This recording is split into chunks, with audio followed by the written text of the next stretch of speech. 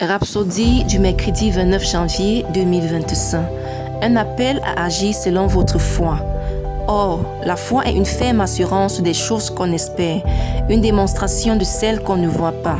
Hébreux 11, le verset 1. Dans Luc 8, 22 à 25, le Seigneur Jésus et ses disciples traversèrent le lac lorsqu'une violente tempête s'est levée, remplissant le bateau d'eau. Les disciples remplis de peur réveillèrent Jésus en disant « Maître, Maître, nous périssons ». Jésus s'éleva alors, réprimanda le vent et les eaux déchaînées, et la tempête cessa immédiatement, entraînant un grand calme. C'était une merveilleuse démonstration de l'autorité divine. Alors, la Bible dit, saisis de frayeur et d'étonnement, ils se dirent les uns aux autres, « Quel est donc celui-ci qui commande même au vent et à l'eau, et à qui ils obéissent ?» Luc 8, le verset 25. Maintenant, voici ce qui est important.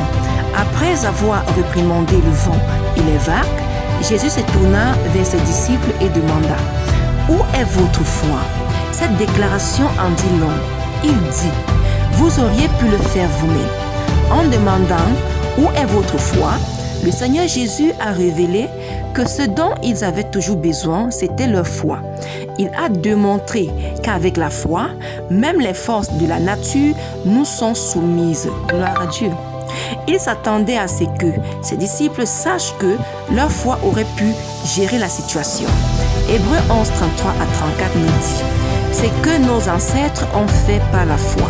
Ils vainquirent des royaumes, exercèrent la justice, obtinrent des promesses, fermèrent la gueule des lions, éteignirent la puissance du feu, échappèrent aux tranchants de l'épée, et leur faiblesse, ils devinrent forts. Gloire à Dieu.